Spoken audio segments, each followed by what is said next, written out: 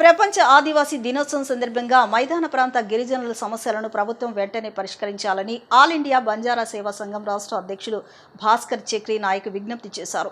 మైదాన ప్రాంత బంజారాల సమస్యలను పరిష్కరించేందుకు ప్రభుత్వం తక్షణమే స్పందించాలని ఆల్ ఇండియా బంజారా సేవా సంఘం ప్రతినిధులకు ముఖ్యమంత్రి అపాయింట్మెంట్ ఇచ్చి సమస్యలపై చర్చించాలని విజ్ఞప్తి చేశారు. గాంధీనగర్ ఎన్జీఓ కార్యాలయంలో నిర్వహించిన మీడియా సమావేశంలో ఆల్ ఇండియా బంజారా సేవా సంఘం రాష్ట్ర అధ్యక్షులు భాస్కర్ చక్రి నాయక్ మాట్లాడుతూ డాక్టర్ బిఆర్ అంబేద్కర్ మైదానంలోని ఆడిటోరియంలో ముఖ్యమంత్రి నారా చంద్రబాబు నాయుడు సమక్షంలో ఆదివాసీ దినోత్సవ వేడుకలు ఘనంగా నిర్వహించడంపై తమకు ఎంతో సంతోషంగా ఉందని, కానీ ఆదివాసీలంటే కేవలం ఏజెన్సీ ప్రాంతాల్లో నివసించే వారే కాదని, మైదాన ప్రాంతాల్లో నివసిస్తున్న ఎరుకుల, యానాద, బంజారా, సుగాలి సామాజిక వర్గాల ప్రజలు కూడా అనేక సమస్యలను ఎదుర్కొంటున్నారని తెలిపారు. పల్నాడు జిల్లాతో పాటు రాష్ట్రంలో పలు ప్రాంతాల్లో బంజారా తండాలకు ఇప్పటికీ సరైన రహదారులు, మౌలిక వసతులు అందుబాటులో లేవని ఆవేదన వ్యక్తం చేశారు. ముఖ్యమంత్రి చంద్రబాబు నాయుడు, మంత్రి నారా లోకేష్ను కలిసేందుకు ఇప్పటికే పలుమార్లు అపాయింట్మెంట్ కోరినా ఇప్పటి వరకు అవకాశం లభించలేదన్నారు. అధికారులు అందించే సమాచారంతో పాటు క్షేత్రస్థాయిలో తండాల్లోని వాస్తవ పరిస్థితులను సంఘం ప్రతినిధుల ద్వారా తెలుసుకోవాలని కోరారు. మైదాన ప్రాంత బంజారా సమస్యలను పరిష్కరించేందుకు ప్రభుత్వం తక్షణమే స్పందించాలని ఆల్ ఇండియా బంజారా సేవా సంఘం ప్రతినిధులకు ముఖ్యమంత్రి, మంత్రి అపాయింట్మెంట్ ఇచ్చి సమస్యలపై చర్చించాలని వారు విజ్ఞప్తి చేశారు. నా పేరు Bhaskar Chakri Nayak, state president, all India Banjara Seva Sangh. ప్రపంచ ఆదివాసీ దినోత్సవ శుభాకాంక్షలు తెలియజేస్తూ ఈరోజు గౌరవ ముఖ్యమంత్రి వర్యులు శ్రీ నారా చంద్రబాబు నాయుడు గారు అంబేద్కర్ మైదానంలో ఉన్న ఆడిటోరియంలో ఘనంగా సెలబ్రేట్ చేసుకోవడం జరిగింది. చాలా సంతోషం. కాకపోతే ఈ సందర్భంగా కొన్ని విషయాలు సలహాలు అనుకోవచ్చు, సూచనలు అవ్వచ్చు, ఆల్ ఇండియా బంజారా సేవా సంఘం తరఫున చేయాలని మీడియా సమావేశం ఏర్పాటు చేయడం జరిగింది. కారణం ఏంటంటే ఆదివాసీ దినోత్సవం అనేది పండగ వాతావరణం, చాలా సంతోషం. కాకపోతే కొన్ని విషయాల్లో ముఖ్యమంత్రి గారు మాట్లాడుతూ, అంటే ఇది కేవలం విమర్శనాత్మకంగా మాట్లాడాలని మాట్లాడట్లేదు, కొన్ని మాకు తోచింది రాబోయే రోజుల్లో పునరావృతం కాకుండా ఉండేందుకు నాట్ ఓన్లీ మన సీఎం గారికి, అన్ని రాజకీయ పార్టీలకి ఉద్దేశించి ఈ మీడియా సమావేశం ఏర్పాటు చేయడం జరిగింది. కారణం ఏంటంటే ఆదివాసులు అనేది ఒక కేవలం ఏజెన్సీ ప్రాంతంలో ఉన్న గిరిజనులుగానే మాట్లాడడం జరిగింది. అది కరెక్ట్ కాదండి. మైదాన ప్రాంతంలో ఉండేటువంటి గిరిజనులు కూడా చాలా ప్రాబ్లమ్స్ ఎదుర్కొంటున్నారు. ముఖ్యంగా ఎరుకలు అవ్వచ్చు, యానాది అవ్వచ్చు, బంజారాలు అంటే సుగాలీలు, ఎవరికి చెప్పుకోవాలో అర్థం కావట్లేదు. కారణం ఏంటంటే రాజకీయంగా ప్రాధాన్యత లేదు. అదే విషయం మీద కొద్దిగా మాట్లాడడానికి అవకాశం అడగటం జరిగింది. కానీ లేదు, రిప్రజెంటేటివ్ ఇవ్వండి అన్నారు. ఇలాంటి రిప్రజెంటేటివ్ చాలా ఇవ్వడం జరిగింది. అపాయింట్మెంట్ గురించి కూడా అడగటం జరిగింది. అపాయింట్మెంట్స్ ఇవ్వకపోగా పనులు కూడా చెయ్యట్లేదు. ఆ ఉద్దేశంతో మీడియా సమావేశము. ముఖ్యమంత్రి గారిని ఉద్దేశం ఒక చిన్న విషయం చెప్తున్నాను సార్. దయచేసి మీరేమో జీవోలు ఇస్తున్నారు, ఇస్తున్నటువంటి జీవోలు అమలు పరచట్లేదు అని మీ నోటీస్ తీసుకొద్దామని చెప్పేసి ఈరోజు మీకు పర్మిషన్ తీసుకొని 2 నిమిషాలు ఇవ్వండి సార్ అవకాశం అని చెప్పేసి అంటే ఇవ్వలేకపోయారు. కానీ ఈ మీడియా సమావేశం ద్వారా మీ దృష్టికి తీసుకొచ్చి సమస్య పరిష్కారం అవుతుందనే ఆశతో ఈ మీడియా సమావేశము. ఒకటి, మీరు జియో నెంబర్ 35 జూన్ 2003లో ఒక జియో ఇచ్చారు. ఎవడైతే యూనివర్సిటీ లైబ్రరీస్ ఉన్నారో వాళ్ళకి ప్రొఫెసర్ గాను, డిప్యూటీ లైబ్రరీ ఉన్న వాళ్ళకి అసోసియేట్ ప్రొఫెసర్ గాను, అసిస్టెంట్ లైబ్రరీ ఉన్న వాళ్ళకి ఏమో అసిస్టెంట్ ప్రొఫెసర్ గాను ట్రీట్ చేస్తూ కన్సిడర్ చేయడం జరిగింది. అప్పటి నుంచి ఇప్పటివరకు అదే విధంగా చేశారు. కాకపోతే ఎవరైతే ఫార్మర్ స్పీకర్ కోడల శివప్రసాద్ గారు బ్రదర్ ఉన్నారో వెంకట్రావు గారు, అతను ఆంధ్ర యూనివర్సిటీలో ఆచార్య నాగార్జున యూనివర్సిటీలో అతను లైబ్రరీ సైన్స్లో ప్రొఫెసరు. తన దృష్టిలో పెట్టుకొని రాజకీయ కక్షతో భాగంగా జియో నెంబర్ 27 ఇవ్వడం జరిగిందండి. గత గవర్నమెంట్ మే 12న 2021లో ఇవ్వడం జరిగింది. ఈ సందర్భంగా ఒక విషయం చెప్పాలి, ఇది ఎవరికి అన్యాయం జరగలేదు. దీనివల్ల అనుకున్నది ఏమో రాజకీయ కక్షలో భాగంగా మన వెంకట్రావు గారు ఎవరైతే అన్నారో, మన కోడల శివప్రసాద్ గారు వాళ్ళ బ్రదరు, తనను దృష్టిలో పెట్టుకొని చెప్తే తను బాగున్నారు. ఇంకో విధంగా మన ఎస్వి యూనివర్సిటీ సురేంద్రబాబు గారు తను కూడా ప్రొఫెసర్గా డిసిగ్నేషన్లో ఉన్నారు. అదేవిధంగా వైస్ ఛాన్సలర్గా పనిచేశారు ద్రావిడ యూనివర్సిటీ మన దొరస్వామి, తను కూడా వైస్ ఛాన్సలర్గానే ఉన్న వైస్ ఛాన్సలర్ ప్లస్ ప్రొఫెసర్గా డిసిగ్నేషన్ తోటి వాళ్ళు కంటిన్యూ అవ్వడం జరుగుతుంది.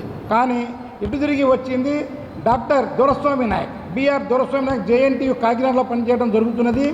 అతను అసిస్టెంట్ ప్రొఫెసర్ లైబ్రరీగా పనిచేశారు 2006లో రిక్రూట్మెంట్. ఫర్దర్ సబ్సిక్వెంట్లీ ప్రమోటెడ్ 2016లో as associate professor లైబ్రరీగా.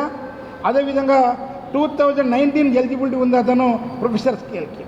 Professor designation ఇవ్వకుండా 2021 5వ తారీఖున మే 5, 2021 council meeting, executive council meeting జరిగి అప్రూవల్ అవడం జరిగింది.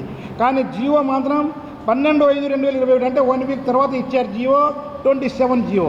ఎందుకు? కోడల శివప్రసాద్ గారు బ్రదర్ని దృష్టిలో పెట్టుకొని ఇస్తే వాళ్ళందరూ బాగానే ఉన్నారు, మాకు ఎస్టీకి సంబంధించిన ఆఫీసర్ మాత్రం దొరస్వామి గారు ఉన్నారు, ఎలిజిబిలిటీ ఉన్న వాళ్ళు ఇచ్చారు. కానీ ఎప్పుడు 19/10/2019 నుంచి 9/10/2019 నుంచి ఎఫెక్ట్ అయితే జియో ఇచ్చింది మే 12, 2021 అండి.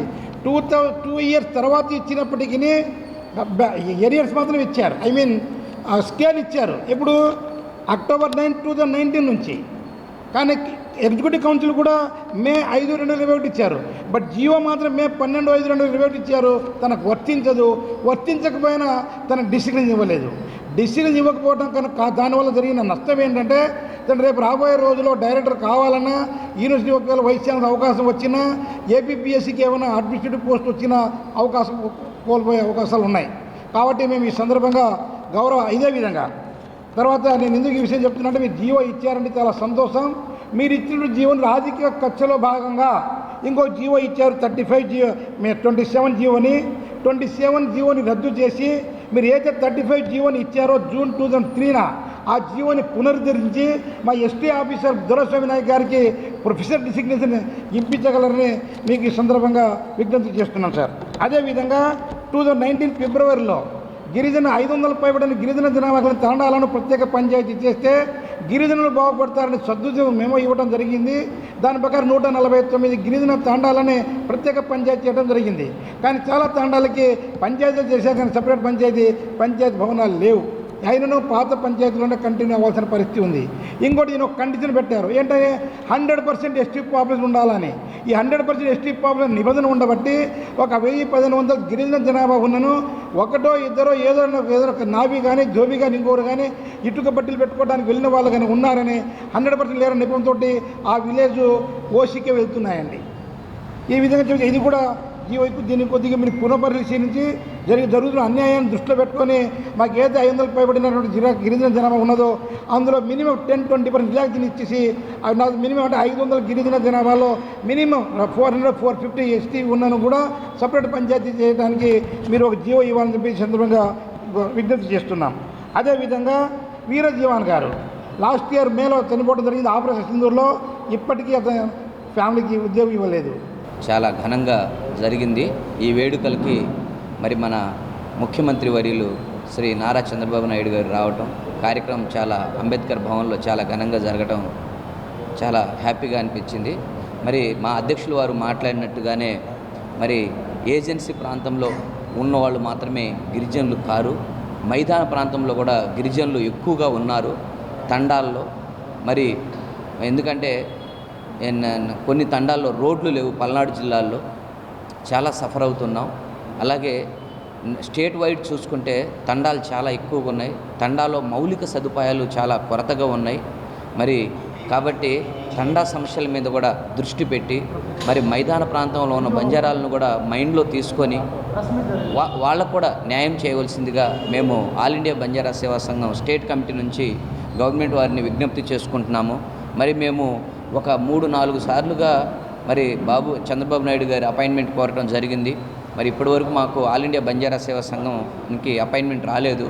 ఎందుకంటే సంఘానికి పిలిచి మాట్లాడితేనే జాతి యొక్క సమస్యలు తెలుస్తాయి, మరి ఎన్ని తండాలు ఉన్నాయి, తండాల్లో ఎలాంటి సదుపాయాలు ఉన్నాయి అనేది తెలుస్తాయి. మరి ఏదైనా అధికారులు ఉన్నా కూడా వాళ్ళు అన్నీ ఇచ్చాము అన్నీ చేశామని చెప్తారు. కానీ మరి ఎందుకంటే మరి బంజారాలు చాలా ఇబ్బంది పడుతున్న పరిస్థితి. మరి ఇట్లాంటి చాలా విషయాలు అలాగే ఎంప్లాయీస్లో కూడా చాలామంది ప్రమోషన్స్ విషయాల్లో ఇబ్బంది పడుతున్నారు. చాలా విషయాలు మేము ఒక ఫైల్ రెడీ చేసుకున్నాము. మరి చంద్రబాబు నాయుడు గారు కానీ అలాగే మరి నారా లోకేష్ బాబు గారు కానీ కొంచెం మా వైపున ఆలోచించి మాకు కూడా అపాయింట్మెంట్ ఇస్తే మా సమస్యలు వారి దృష్టికి తీసుకెళ్ళి మరి వివరించడం జరుగుతుంది. అలాగే మైదాన ప్రాంతంలో కూడా మరి ఎస్టీకి నామినేటెడ్ పదవుల్లో కానీ లేదంటే ఎమ్మెల్యే పదవుల్లో కానీ అవకాశాలు ఇవ్వాలి. అలా ఇవ్వకపోవటం వల్లే మరి ఎందుకంటే మనం ఏ జాతికైతే రాజకీయ ప్రాముఖ్యత ఉండదో ఆ జాతి అంతరించిపోతుంది అంటున్నారు. మరి మా బంజారాలకి ప్రజెంట్ ఆంధ్రప్రదేశ్లో రాజకీయ ప్రాముఖ్యత లేదు. మంచి చరిత్ర కలిగిన బంజారాలు ఎక్కడికక్కడ అన్యాయం అయిపోతున్నారు. మరి వీటి మీద దృష్టి పెట్టి మరి మా బంజారాల గురించి కూడా స్పెషల్గా ఆలోచించాలని మరి కోరటం జరుగుతుంది. మొన్న పవన్ కళ్యాణ్ గారిని కలిశాము, చాలా చక్కగా స్పందించారు డిప్యూటీ సీఎం గారు. ఒక 45 నిమిషాలు మాట్లాడి మా యొక్క జాతి యొక్క విషయాలు మొత్తం తెలుసుకున్నారు. తండాల్లో జరుగుతున్న మౌలిక సదుపాయాలు ఎట్లాంటి ఇబ్బందులు పడుతున్నారని తెలుసుకున్నారు. త్వరలో దానికి పరిష్కారం వస్తుందని మేము ఎదురు చూస్తున్నాము. అలాగే మరి మురళీ నాయక్ గారి కుటుంబంలో ఇంకనూ గవర్నమెంట్ ఉద్యోగం కల్పించలేదు. మరి వాళ్ళ కుటుంబానికి కూడా గవర్నమెంట్ భరోసా ఉండాలని మరి ఈ మీడియా ముఖంగా